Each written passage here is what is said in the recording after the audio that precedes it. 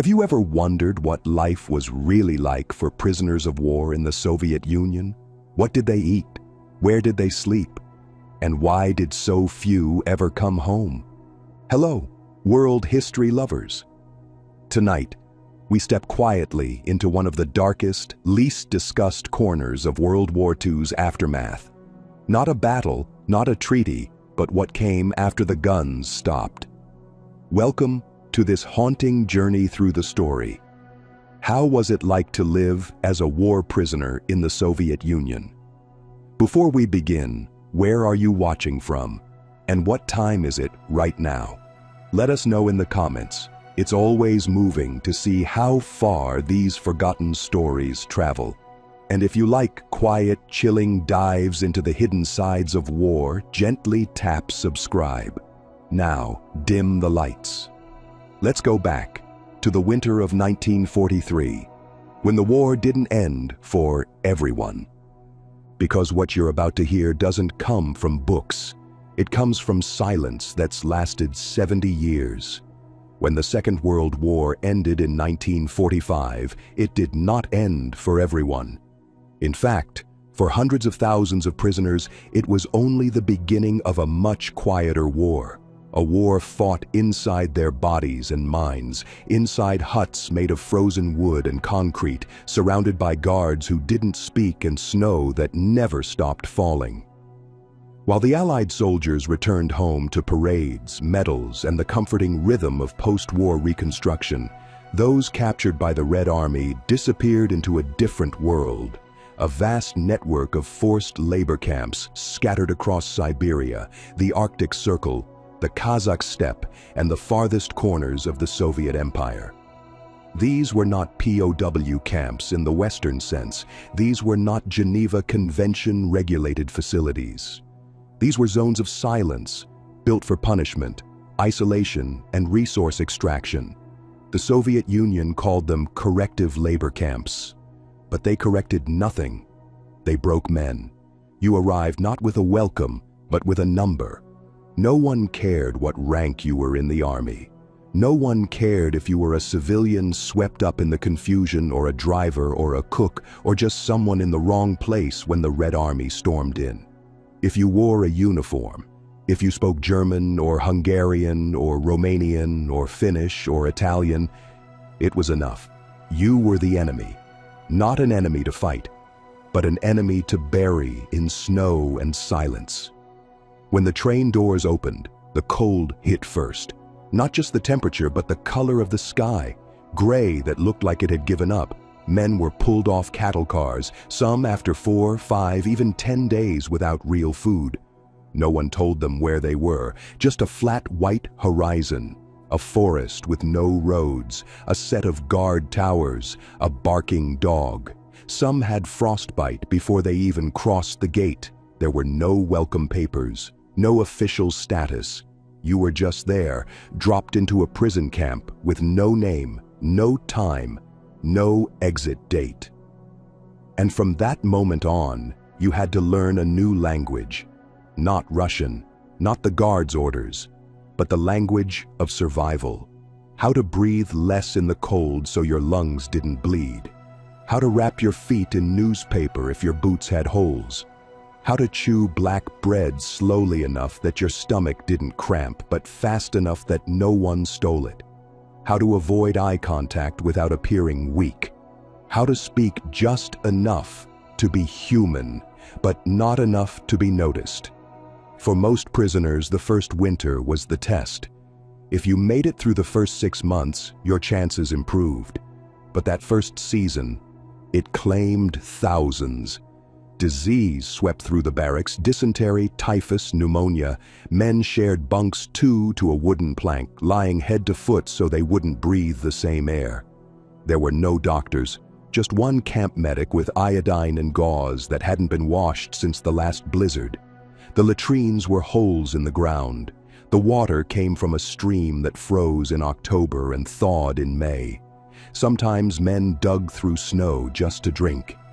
And still, there was work. Always work. The Soviets didn't build these camps just to punish. They built them to extract. Prisoners laid railway lines, cut timber, mined coal, hauled bricks, carved canals, built entire towns that would later be used to celebrate Soviet progress. Every day began with a count. Every morning, rows of shivering men, heads shaved, faces sunken, bodies wrapped in whatever scraps they could find, blankets, rags, cardboard, sacks. You stood outside even when it was 40 below zero. If one man was missing, the count continued until he was found, dead or alive. Work details left the camp under armed escort. Some never returned. Snow covered everything, including the bodies. Sometimes they were found in the spring, sometimes not. And yet, inside all this, life went on. In scraps, in whispers, in rituals, men carved chess pieces out of bones. They taught each other songs in their native languages. They scratched letters into bark, folded tiny origami animals from scraps of paper. Some memorized entire books just to hold on to something that wasn't ice and hunger. Others told stories about cities they'd never see again. Not to remember, but to remind themselves they had once belonged to something. And then there were the interrogations, not for intelligence. That part of the war was over. These were for paperwork, confessions, names, statements of guilt. You were asked to sign a form saying you had committed crimes against the Soviet state. If you refused, they questioned you again, and again, and again. Not with torture in the cinematic sense, not fire or knives, but with sleep deprivation, stress positions, hunger, cold. A man, once, confessed to war crimes he didn't understand just so he could lie down. Another signed his name just to get a piece of bread. These weren't crimes. They were currency. The Soviet system wanted signatures more than secrets. In exchange, you got less pain. Sometimes. And through it all, the fear. Not of death. Death was almost welcome. It was the fear of being forgotten, of being erased, of no one knowing where you were or if you had even survived. That was the hardest part. That's what broke the strongest. When you're lying on a wooden shelf next to a man whose name you don't know, wearing a uniform that no longer fits, dreaming about a city you might never see again, you begin to ask yourself a question. Not when will I leave, but will I leave as myself? And for many, the answer came slowly, year after year, with every sunrise that looked the same. For in the Soviet camps, time was not marked by clocks. It was measured in silence, in the weight of snow on a roof, in the sound of boots crunching past your door, in the quiet scratch of a spoon across an empty bowl. That was life for the prisoners. Not a sentence, but a fading. The hardest part wasn't just the hunger or the cold or the endless work. It was the realization that the world outside had moved on without you. The war had ended, the headlines had changed, the borders had shifted, and yet here you were, still waking up in the same wooden barracks, still chewing the same black bread, still listening for the sound of the guards' boots to decide what kind of day it would be. There were no calendars in the camps, no holidays, no celebrations, no indication of a new year. Time was a rumor, a fading concept remembered only through small personal rituals. One man tied knots in a string each night, not even to count the days, but simply to do something that reminded him he was still alive. Another scratched a line in the back of his bedpost every time he dreamt about home. The days blurred into each other, identical and featureless like snowflakes piling on the roof. And yet somehow, they passed. Most prisoners stopped trying to recall the exact month or year. It didn't matter. What mattered was whether the soup had cabbage in it, whether your coat had new holes, whether your neighbor made it back from the work site. That's how you measured time, by detail, not date. Some of the men who had arrived in the early years of the war had long since stopped talking, not because of punishment, but because the words had nothing left to say. They sat hunched over on bunks, faces blank, eyes sunken, still breathing, still present, but somewhere else entirely. It was like a fog had settled in their minds. Others, especially the new arrivals, still held onto anger. They cursed their governments, their generals, their fate. But anger was heavy, and in the camps, weight could kill you. The smart ones let it go early. It didn't mean surrender. It just meant survival. The prisoners who lasted the longest were rarely the loudest or strongest. They were the ones who mastered the quiet arts, how to stay invisible, how to find small comforts, how to endure humiliation without internalizing it. These men became shadows, helpful enough to be ignored, quiet enough to avoid suspicion, human enough to still feel, but not so human they broke. If a guard insulted you, you smiled with your eyes down. If someone stole your bread, you didn't fight. You waited. And maybe later, you got it back. Or maybe you didn't. That's what it meant to adapt. You stopped counting victories. You started counting chances. Even the guards were trapped in a kind of ritual. Most of them were young, untrained, pulled from distant villages and given power they didn't understand. Some were cruel, others were numb. A few tried to help in subtle ways, an extra slice of bread here, a blanket there. But most just followed orders. Not because they believed in the system, but because they didn't know anything else. You could see it in their faces, especially at night when they stood alone in the towers, staring into the dark, holding their rifles like anchors. There were rumors, always, of things changing, that the government was negotiating prisoner releases, that the Red Cross had sent a letter, that the war crimes trials were ending and some camps would be closed. But the rumors never had dates or names, just shadows. They rose and fell like the temperature. Some men clung to these whispers like lifelines. Others avoided them, knowing that hope was dangerous. If you believed too much, you made mistakes. You let your guard down. You showed emotion. And in the camps, emotion was exposure. Every few months, a new group would arrive. They came in rail cars or trucks, shivering, half-starved, blinking like animals pulled from dark cages into winter. These new arrivals always brought energy, noise, movement, and then, slowly, they dimmed. The older prisoners could see it happen in phases. First came the anger, then the confusion, then the exhaustion, and finally, acceptance. It didn't take long. The system was designed to absorb. You were assigned a bunk, a number, a job. You were told nothing about your status, your future, or the laws that applied to you. You existed in a vacuum, a limbo where the only rules were survival and silence. The work was the same every day: logging, mining, hauling, digging. In some camps, men built roads that led nowhere, laid bricks for walls that would never be finished, shoveled snow even when there was nowhere to put it. The point wasn't the result, it was the repetition, the grind. The labor wasn't just to produce, it was to erase, to make men forget who they had been before they arrived. And slowly, it worked. By the second year, most prisoners no longer spoke of their past. They didn't mention their jobs, their cities, their families. Those memories were too heavy to carry. If you thought too long about your wife's voice or the smell of your son's hair, you'd start to fall apart. Better to keep it distant, a dream, not a fact. At night, some men hummed songs under their breath, lullabies, anthems, church hymns.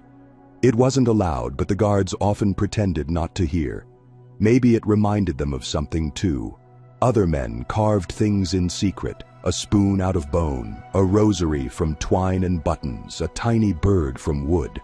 These objects weren't just distractions, they were anchors, physical proof that the self still existed, that even in the belly of the machine the human heart could still beat on its own terms. Illness was constant. Even in the best-run camps there were outbreaks. Flu, typhus, pneumonia, gangrene. Medical care was limited to basic rations of aspirin, iodine, and the occasional bandage. If you had a fever, you worked anyway. If you collapsed, you were dragged to the infirmary and left to recover or die. No one took your temperature. No one wrote your name. You were either strong enough to come back or you weren't. And if you didn't, the camp moved on. The bunks were reused, the clothes repurposed. Life in the camp didn't mourn, it recycled. And yet, even in the darkest corners, resistance flickered, not in the form of uprisings or escapes, those were rare and suicidal, but in tiny rebellions. A man who shared his bread, another who refused to inform, a group who prayed in silence, a hidden journal scratched into the underside of a table. These acts didn't change the system, but they challenged it. They said, I am still here. I am still thinking. I am still me. For the Soviet Union, these prisoners were not people. They were statistics, labor quotas, enemies of the state. They were never meant to be seen again, never meant to speak again. And yet in frozen huts and nameless forests, they endured. They watched the seasons change. They felt the snow melt and return. They saw comrades die and disappear.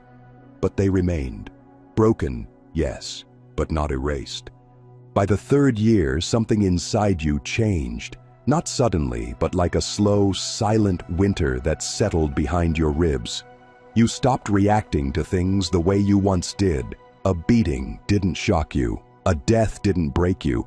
A missing man didn't startle you. You learned not to flinch when the siren rang, or when a name was called from the list, or when the guards stormed in looking for someone to punish. Your body still hurt, but your soul had formed a kind of armor, thin, cracked, but enough to get through one more day. That's how most prisoners survived. Not with strength, but with reduction. They became smaller inside, more efficient, less emotional. They didn't think about who they had been before the camp. They thought about how to stay alive inside it. The idea of freedom became abstract, almost foreign. In fact, it was dangerous to think about freedom too clearly. Too much hope could cloud your judgment, could make you ask questions, could make you hesitate. So instead of dreaming about release, you learned to plan for survival in 24-hour increments. Would you get bread today? Would the guards be drunk or bored? Would your boots hold through another shift? Would your bunkmate share his blanket? These were the questions that mattered. The rest belonged to another life, one you might never return to. Letters rarely arrived. If they did, they were censored, reduced to a few handwritten lines. We are alive. Are you well? Winter is coming. Stay strong. Some men cried after reading them. Others went numb. For many, it was the absence of letters that stung more. You imagined your family had moved on. You feared they'd stopped waiting. You worried they assumed you were dead, or worse, forgotten you altogether. That kind of silence echoed louder than any command. In the minds of the prisoners, time became non-linear. A single winter could stretch across what felt like decades. A single summer could pass in a blink. The brain began to protect itself. It erased unnecessary memories. It blurred trauma. It softened the worst nights. Some prisoners swore they could remember every day clearly. Others admitted they had forgotten whole months. The mind, like the body, adjusted. It knew what to keep and what to hide. Rumors of release were a constant poison. They arrived with every new transport. The Americans are negotiating, one man would whisper. I heard Romania made a deal, another would claim. The war trials are ending. They'll free us by Christmas, someone would insist. But the years taught you to listen without believing. Hope had betrayed too many. You saw it happen. A man would pack his things, shave his face, start writing down addresses to memorize for the journey home, and then a week later, he'd still be there. Eyes empty, bag untouched, and the worst part? He didn't get angry. He just folded the blanket back over his cot and lay down. The human spirit, when stretched long enough, doesn't always snap. Sometimes it simply fades. In some camps, liberation did come, slowly, in waves. Years after the war, after political tensions eased, after files were sorted and names were confirmed. But even freedom came with a cost. Some prisoners were told they were free, but the camp wasn't ready to process them. So they stayed another 6 months.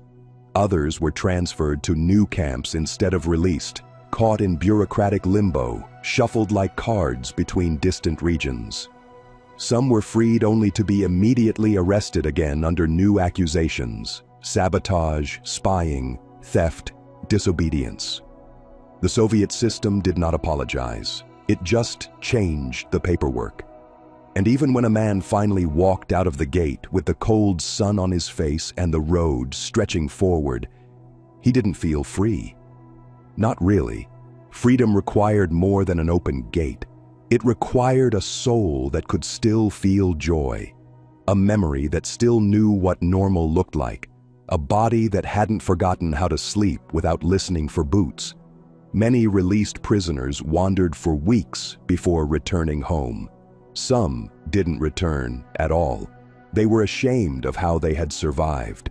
Others were afraid their families would no longer recognize them, not just physically, but morally. There were men who had informed, who had stolen, who had let someone die, and even if it wasn't true, the doubt lingered. Who was I in that place? And what would my child think if he knew? The camps didn't just hurt people, they altered them.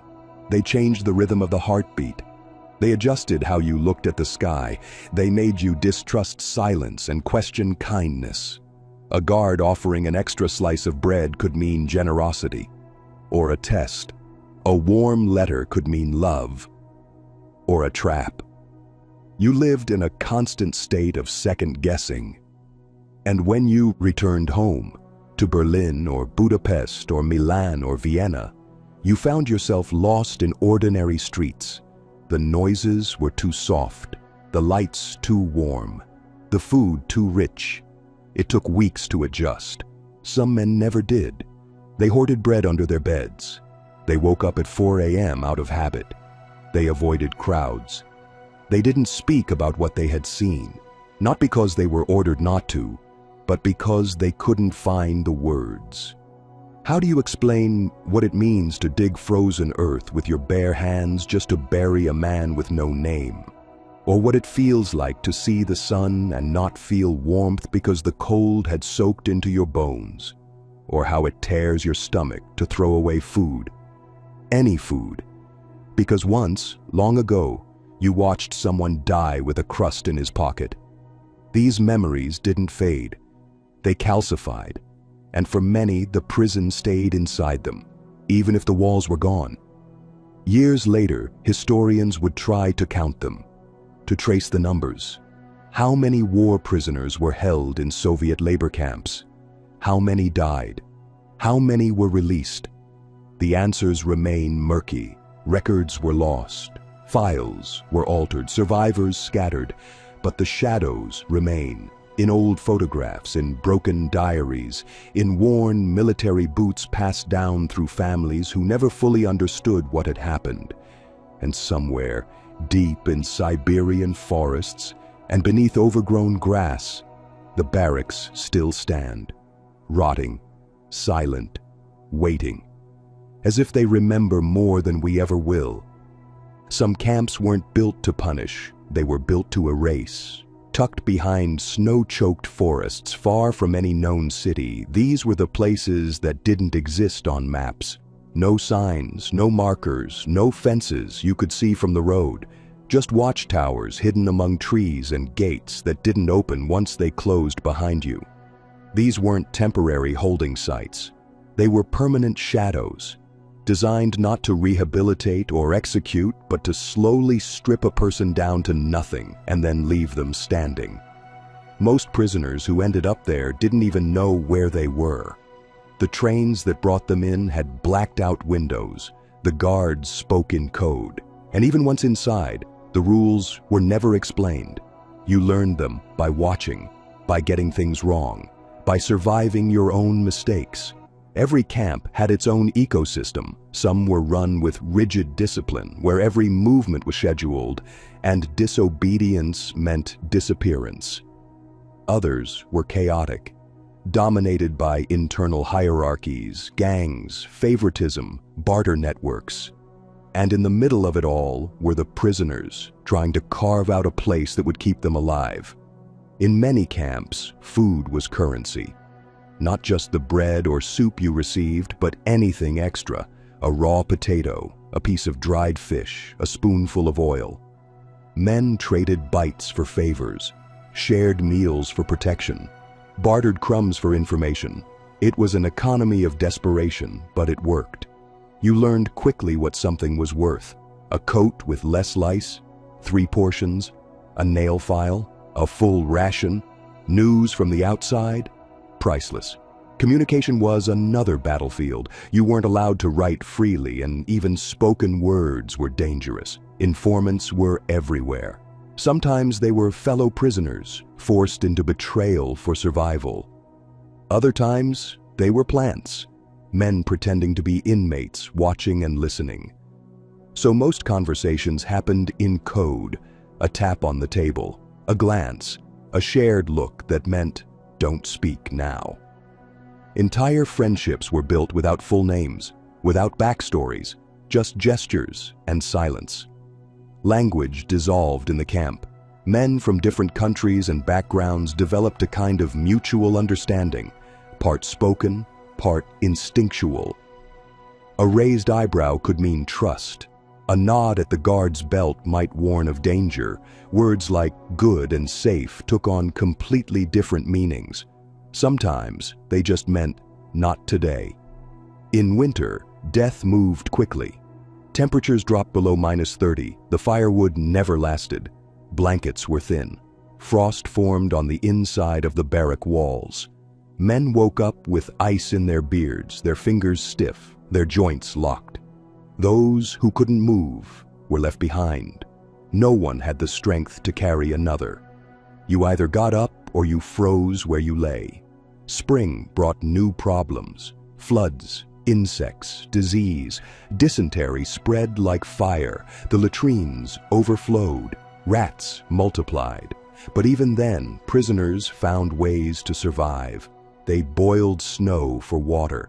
They fashioned crude tools. They built shoes out of bark and wire. They repaired fences not to keep others out, but to keep the bitter wind from ripping through their barracks at night.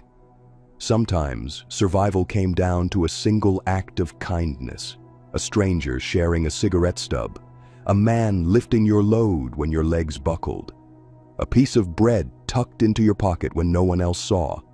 These were not grand gestures, they were life preservers, and those who received them never forgot. Decades later, long after the camps closed, survivors could still recall the exact day someone saved them with half a biscuit. In rare moments of calm, stories were shared, cautiously, almost reverently. Not about politics or battles, but about smells, flavors, warmth. A man described the soup his mother used to make. Another remembered the sound of church bells in his town. One wept quietly over a tune he could no longer sing. These weren't tales to entertain. They were rituals of memory, reminders that they had once been more than numbers. That somewhere beyond the wire, life had been soft and real. Work details varied. Some prisoners were sent to chop trees, others to mine coal or dig canals. The work was brutal and often senseless. You might move rocks from one pile to another all day, or lay railroad tracks that would never be used. Purpose wasn't the point. Labor was punishment. Exhaustion was control. And if you broke, if your hands cracked and bled, if your back gave out, if your boots disintegrated, the system didn't pause. You were replaced. The line kept moving, and the camp didn't notice. Religion, for those who still carried it, became internal. Crosses were made from twigs and hidden in socks. Prayers were whispered under breath at night. Some. Prisoners used matchsticks to carve saints into the walls. Others counted their steps in rhythm to ancient hymns. Faith became an act of rebellion, not because it defied the guards, but because it kept something sacred alive when everything else was stripped away. For many, the worst part wasn't the pain or fear, it was the erasure, the sense that the world had forgotten them, that history had moved on, that their names would never be spoken again, that even if they died, no one would know. The Soviets didn't keep reliable records. Files were misfiled, destroyed, or never created. Families received vague notices, sent east or in custody. No details, no explanations, just silence. And in that silence, hope rotted. There were no photos, no monuments, no graves, only rumors of bones in the forest, faint trails in the snow, and barracks that stood too straight to be abandoned. When the camps finally emptied, some in the late 40s, others not until the mid-50s, the prisoners emerged not as heroes, but as relics. They returned to countries that had changed, languages they no longer spoke, families who didn't recognize their faces. In some places they were celebrated, in others shunned. Why did you survive? Some were asked. What did you do to stay alive? They had no answers. Survival wasn't proof of strength. Often it was just luck. Wrong place, wrong time, followed by years of right choices at the wrong cost. The real tragedy was this: most of the world never knew. The story of Soviet war prisons was buried behind politics, shame, and the chaos of post-war rebuilding. Western history books skimmed it. Eastern ones distorted it. The prisoners, those who lived, carried their truth in silence, because even when the war ended, their sentence didn't. Not really. They still woke at dawn, still flinched at loud noises, still checked corners before speaking. And in the quiet, long after freedom had returned, they still heard the wind through the watchtower slats, and the crunch of boots in frozen dirt, and the rusted clang of the door that never really opened. Most people imagine prison as a place with bars and stone walls, maybe a cold cell and a locked door. But in the Soviet Union during the war years, being a prisoner didn't always mean being inside. For many, it meant being buried in work. So much of it that your muscles stopped remembering what it felt like to rest. You weren't just locked away, you were put to use. That was the logic of the system. The state would break you, and while breaking you, it would squeeze every possible drop of labor out of your bones. In the Gulag network and its adjacent war prisons, there were no uniforms, just layers of rags patched with wire, rope, sackcloth, and hope. Foot wraps instead of socks. Shoes fashioned from wood, metal, or whatever could keep frost from devouring your feet. The days were organized not around time, but around quotas. How many trees did you cut? How many rocks did you move? How much coal did you dig? There were no clocks because you didn't need one. The only time that mattered was when the guard blew his whistle, or when the cart arrived, or when your body collapsed. And if you didn't meet the quota, you didn't eat. That was the rule. Rations were adjusted based on productivity, as if the guards believed calories could be negotiated. If you worked hard, you got 500 grams of bread. If you failed, maybe 200.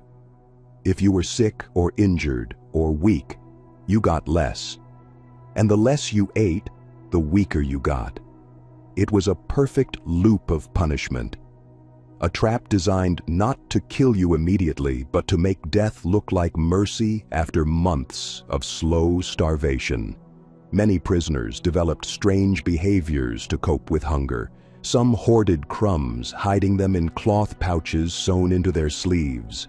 Others licked their tin bowls clean, then scraped them with rocks to capture the last trace of oil. Some hallucinated meals from memory, roast duck, fruit pies, fresh apples, only to wake in the night gnawing their own sleeves. Hunger did more than torment the body. It invaded the mind. It narrowed your focus until survival became the only thing you could think about. Morality, dignity, even conversation. All of it faded under the weight of emptiness. But even then, in the coldest, darkest corners of those camps, small miracles still happened. A fellow prisoner might trade a spoon of gruel for a few buttons. Someone might carve a game board into the floor, using pebbles as pieces.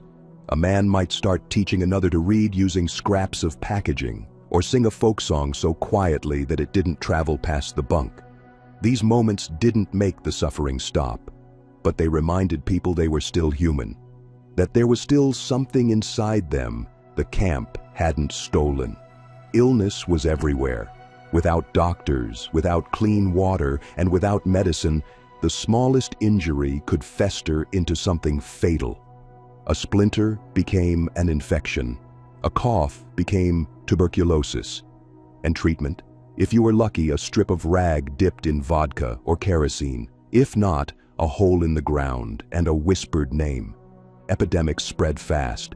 Dysentery, typhus, pneumonia, especially in winter when the barracks were sealed tight and the bodies packed close. When one man got sick, the others moved away, not out of cruelty, but out of survival. You couldn't help him. You couldn't even touch him. To do so might mean dying beside him. And so, the sick often died alone, surrounded by silence, too weak to speak, too cold to cry. Death wasn't theatrical in these camps. It didn't come with screams or speeches. It arrived quietly in the night and left just as softly. A man didn't show up to roll call. His bunkmate didn't shake him awake. The body was carried out, stripped, and buried. No ceremony, no marker, no record. Just another soul folded into the earth. And the others kept walking, because that was the rule. Keep walking. Even when your legs didn't want to, even when your heart didn't care anymore, keep walking, because to stop was to invite death into your chest. The guards, they weren't all the same. Some were brutal, taking pleasure in control. Others were indifferent, performing their role like a job they couldn't quit. A few, very few, showed glimpses of compassion, slipping a man an extra crust of bread, looking the other way during a forbidden conversation. But the system didn't reward kindness. It rewarded obedience. And fear was the currency of order. Guards were rotated often, transferred from camp to camp. Some were former soldiers, others just young men given a uniform and told to keep the prisoners in line. They didn't need to understand the war. They just needed to enforce the rules. There were no appeals, no second chances. If you spoke too loudly, you were punished. If you looked at the wrong person, you were punished. If someone else misbehaved, your entire barrack could be punished. Collective guilt was a common tactic. One man's mistake became everyone's suffering. It bred silence, distrust, paranoia. Men began to fear not only the guards, but each other. Who was watching? Who would inform? Who would survive at the expense of someone else? These were questions that kept you awake long after exhaustion should have taken over. There were no clocks in the camps, but everyone remembered the day they arrived. Not the date, that was often lost, but the feeling. The jolt of the train stopping, the hiss of the door opening, the blinding light as you stepped into the unknown. That moment stayed with you forever. It marked the end of one life and the beginning of another. And if you were lucky enough to leave, to walk through the gate alive, that moment returned again. The sky looked different, the air smelled unfamiliar, and the world felt too big, too soft, too bright. For a long time after release, many former prisoners couldn't sleep in beds. They preferred the floor. It felt safer. They couldn't eat rich food. It made them sick. They couldn't laugh easily. Their bodies forgot how. And even decades later, if they heard boots on gravel, or smelled kerosene, or saw barbed wire in a museum, their hands would tremble. Their eyes would close. And just for a second, they were back there. Back in a place that never really let them go. There was no straight answer to the question, how long will I be here? Because time in the Soviet prison camps didn't pass the way it did outside. It wasn't measured in days or months or years. It was measured in winters. Every winter you survived was a badge you wore in your eyes, in your bones, in your silence. Most men didn't count their birthdays. They counted the number of winters they'd seen the frost coat the inside of the walls, the number of winters they'd walked the same path from barrack to quarry, the number of winters they'd gone without seeing their family's handwriting. There were men in the camps who no longer knew how old they were, and some, after so many years, no longer knew if their family was alive or even if their home country still had the same name. Letters, when they came at all, arrived censored and delayed. Small slips of hope wrapped in fear. You'd open a message and see half of it blacked out, names redacted, phrases crossed off. And yet those letters were treasured, folded and refolded until they fell apart. A single sentence like, "We are thinking of you," was enough to keep a man from giving up for months. But more often, there were no letters, just a void where love used to be. Some prisoners stopped writing home altogether, not because they didn't want to, but because they couldn't bear the silence in return. Others wrote entire letters in their heads every night, reciting them like prayers before falling asleep. The guards called it delusion. The prisoners called it survival. Dreams were a strange thing inside the wire. Some nights a man would dream of freedom, running through fields, sitting at his mother's table, holding his child.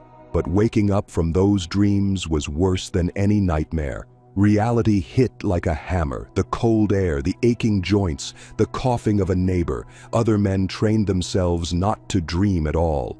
They slept in short bursts, too light to fall deeply. They feared what they might remember, because memories in a place like that were dangerous. They softened you, made you long for things you couldn't have. And longing could break a man faster than hunger. Yet still, some memories endured. The smell of baking bread, the sound of rain on a tin roof, the rhythm of a song hummed in a childhood language. These weren't just memories, they were resistance, proof that the person inside hadn't been erased. Because that was the real goal of the camps, not just to punish or kill, but to erase, to make the prisoner forget who he was, to sever every connection to his past, his name, his dignity, so that when he looked in the mirror, he no longer saw a man, only a number with hollow eyes and a shuffled walk. But some refused. Quietly, stubbornly, they refused. They carved names into bunk planks with nails. They scratched poems into walls with bits of coal. They taught each other languages, recited Bible verses from memory, played invisible chess games on the floor with string. One man taught 10 others how to speak French, using only whispered words in the dark. Another sang lullabies in his native tongue to calm the dying.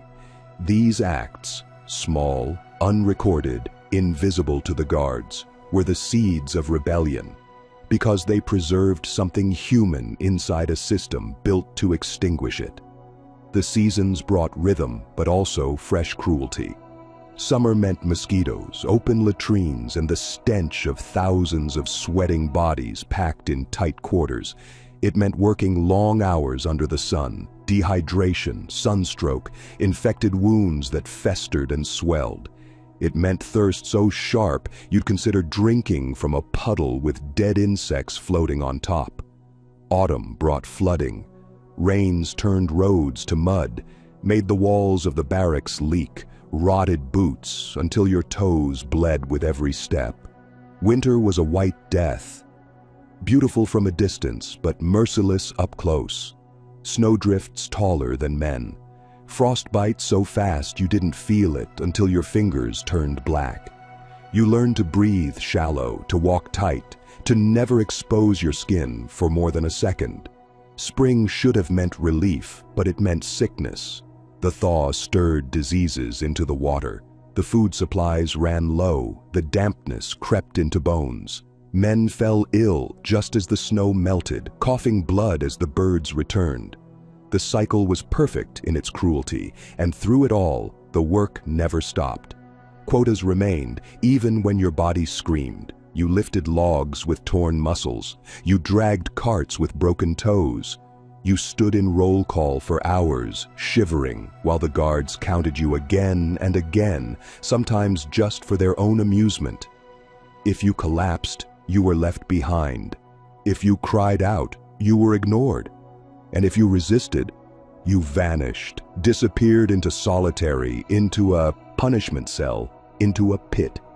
Or worse, into the silent list of those moved to another camp, a phrase everyone knew meant death. There were uprisings sometimes, small ones, a shouted protest, a tool thrown, a group refusing to work. But they were crushed quickly, not with bullets, with starvation.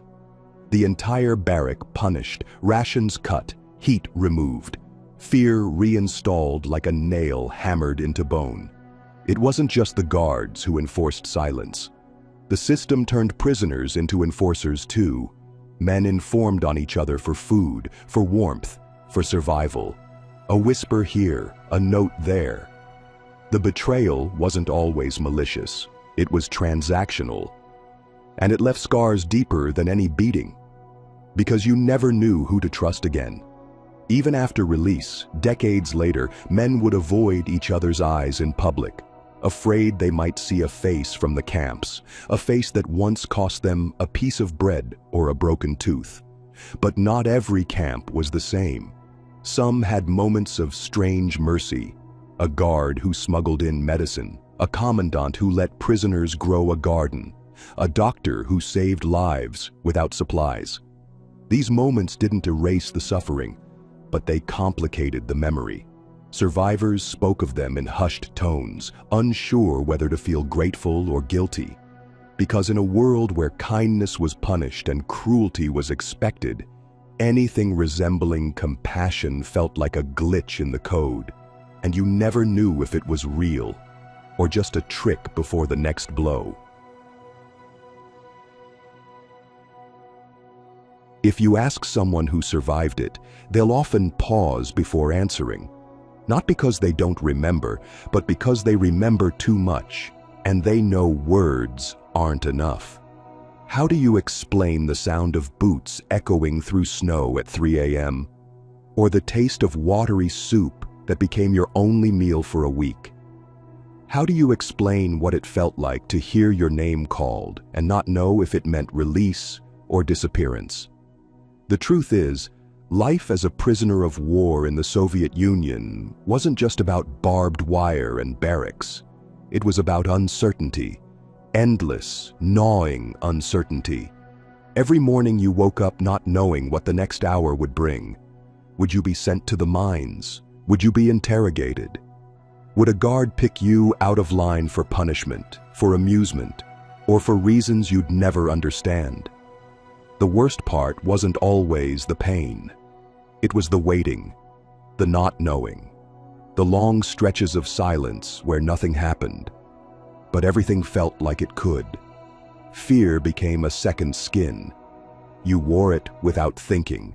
You learned how to walk without making noise, how to eat without looking greedy, how to speak without saying anything. You became fluent in survival. And survival meant watching, listening, calculating. The older prisoners often became mentors to the new ones. Not in the traditional sense, no lectures or long talks, just quiet examples. How to hide a matchstick from a search. How to wrap cloth around your feet to prevent frostbite. How to trade a button for a spoonful of soup. These were lessons in staying alive. The newcomers arrived with eyes wide open, still shocked by the cold, the stink, the rules. The veterans had eyes like stone, not dead, just hardened. They didn't speak unless they had to, but when they did, every word carried weight. Some of them had been there for 5, 10, 15 years. No one knew exactly. Records were vague. Sentences changed. A 10-year sentence could become 20. A release date could disappear with the stroke of a pen. Time was fluid, and that meant hope was dangerous. You couldn't count down the days. There was no calendar. The smart ones, the ones who survived longest, never said, "when I get out." They said, "if." That single word, "if," protected them from heartbreak, from believing too much, from thinking they were owed anything. Because in the camps, you weren't owed anything. Not food, not rest, not life. Everything had to be earned, and even then, it could be taken. There were moments of strange beauty, though. A sunrise over a frozen field that turned the sky red like fire. The quiet crunch of snow underfoot during night shift, when the world seemed still. The sound of a harmonica hidden under a bunk playing a melody no one had heard in years. These were flashes of light in a world built from shadow. No one spoke about them out loud, but they were felt, shared, stored deep inside where even the guards couldn't reach. And there were friendships too, bonds formed in silence, through small acts, a shared crust of bread, a hand on a shoulder when someone collapsed, a whispered joke that somehow made you laugh, even when you didn't want to. These connections didn't just make the days bearable. They reminded you that you were still human, that beneath the lice and hunger and bruises, something inside you still cared, still reached out, still resisted. Religion was another quiet act of rebellion. It wasn't allowed. Bibles were confiscated. Prayers were forbidden. But men still crossed themselves when no one was looking, still whispered verses before sleep, still sang hymns into their blankets. Some carved crosses into the wooden walls with bits of wire. Others fasted in secret during holy days, even though they had nothing to spare. Faith became a fortress, not for salvation, but for strength. It gave structure to the chaos, meaning to the suffering. Not everyone believed. Some lost their faith. Others found it for the first time. But in a place where the state wanted to be your God, believing in anything else, even a whisper of something larger, was a way of saying no.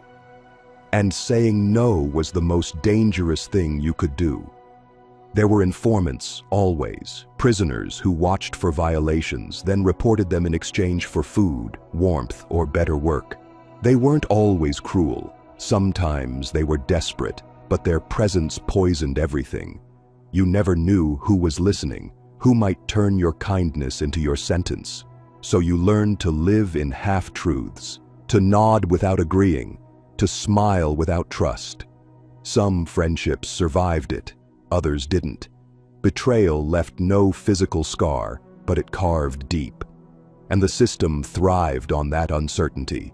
The guards didn't have to beat you every day, they just had to make you doubt. Everyone. It was enough. And when someone disappeared, taken in the night or after a roll call or during work shift, no one asked where they went. That was the rule. You didn't ask. You didn't speak their name. You let them vanish. Because if you asked, you might follow. Silence was safety. But it was also grief. Because every time you stayed silent, a part of you went with them.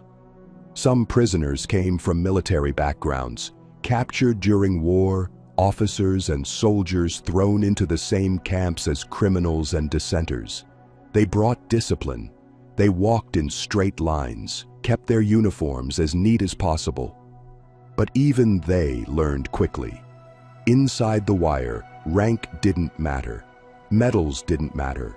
Language, nationality, ideology, all of it melted into hunger and cold. There were Russian prisoners, Polish, German, French, Japanese. Sometimes they shared the same space, sometimes they were separated.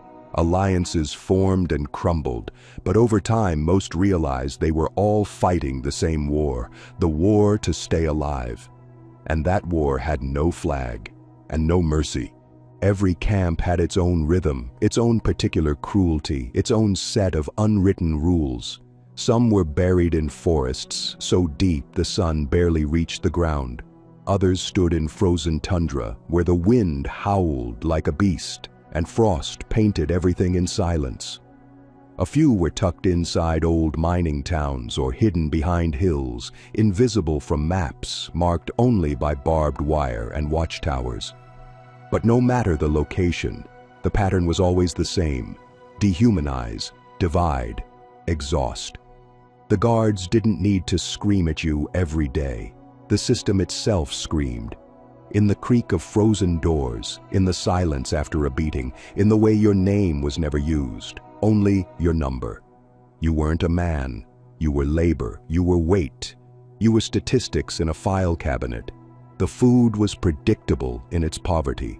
Watery soup, mostly cabbage or barley. Sometimes fish heads.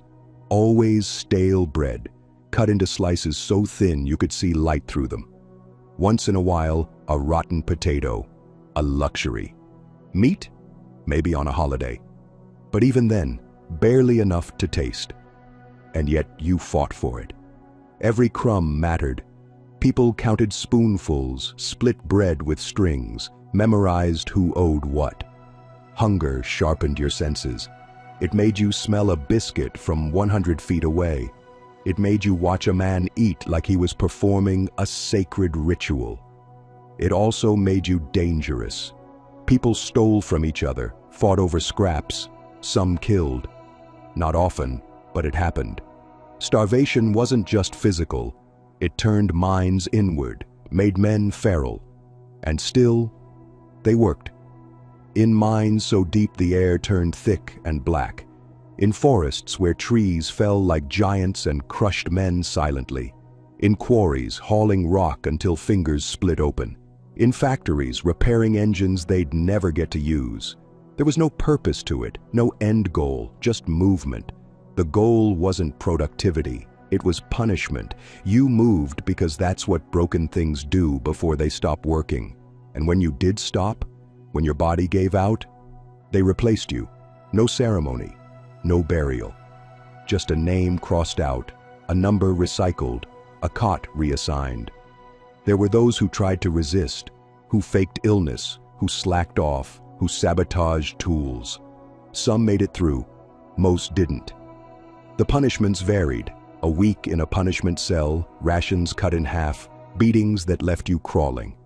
The worst punishment was the isolator, a dark, cold box just big enough to stand in. No bedding, no food, no light. Some men came out of it shaking, others didn't come out at all. One man spent 30 days in that box. When he emerged, his hair had turned completely white. He never spoke again. For many, the idea of escape lingered like a fantasy. They whispered about it at night, drew maps in the dirt, studied the guards' rotations. But escaping a Soviet camp wasn't like escaping a prison in the movies. You weren't just breaking through a fence. You were stepping into endless wilderness, forests, swamps, snowfields. No food, no compass, no help. If you weren't caught by patrols or dogs, the cold would take you, or hunger, or villagers ordered to report strangers on sight. Still, some tried. A few made it. Most were caught. And when they were, the punishment wasn't quick. It was slow, designed to break not just the escapee, but anyone who might be thinking about trying next. Public whippings. Roll calls extended for hours in freezing temperatures. Work shifts doubled. The message was always the same: hope is a disease, and we are the cure. But there was another kind of escape, the one no one could see. The escape into memory, into imagination, into routine. Men created rituals, morning stretches, nighttime songs, stories repeated until they became almost real. One prisoner told the same story every week about a dinner he once had in Paris. It involved duck confit, red wine, warm bread. He described every bite in such detail that even the guards began to listen. It wasn't just a distraction, it was armor. If they could still dream of a table and a chair and a warm plate, they hadn't been fully broken. Language was another survival tool. In a camp with 10 nationalities, you learned to speak with your hands, your eyes, your tone. Words were traded like cigarettes. A German taught a Polish man Russian curses. A Japanese prisoner taught a Frenchman how to fold paper into birds. Communication became a kind of underground currency, and sometimes a weapon. Knowing when to speak and when to stay silent could mean the difference between a beating and a loaf of bread. The guards watched all of this, of course. Some were cruel, sadistic, took pleasure in humiliation. Others were indifferent, cogs in a machine, just doing their job. A few, very few, showed moments of humanity. A blanket passed quietly, a look the other way, a warning before an inspection. Prisoners didn't trust them, but they remembered them. Years later, long after the camps were closed, survivors would talk about that one guard who didn't spit on them, who didn't kick them, who handed them a piece of bread on Christmas Eve. In a world that had gone mad, those small mercies became monuments. Sickness was a constant companion. Dysentery, typhus, tuberculosis, cuts that wouldn't heal, teeth that rotted out, eyes that stopped seeing. There were camp doctors sometimes, other prisoners. They had no medicine, few tools. They did what they could, tore sheets into bandages, boiled water, whispered prayers. But mostly the sick died slowly. Their bunkmates turned them, fed them, waited, and when the time came, carried them out to the burial trench. There were no funerals, no names on stones, just piles of bodies under snow. And still, the work went on, as if death was just another task to be scheduled. Time moved strangely inside the camps. Outside, the world kept changing. Borders shifted, wars ended, new leaders rose and fell. But inside, the air was still, frozen, as if the clocks had stopped ticking the moment you stepped through those gates. Days blurred into each other. Winters lasted forever. Summers felt like hallucinations. There were no weekends, no holidays, no birthdays, no years, just numbers, shift counts, meal lines, bunk assignments,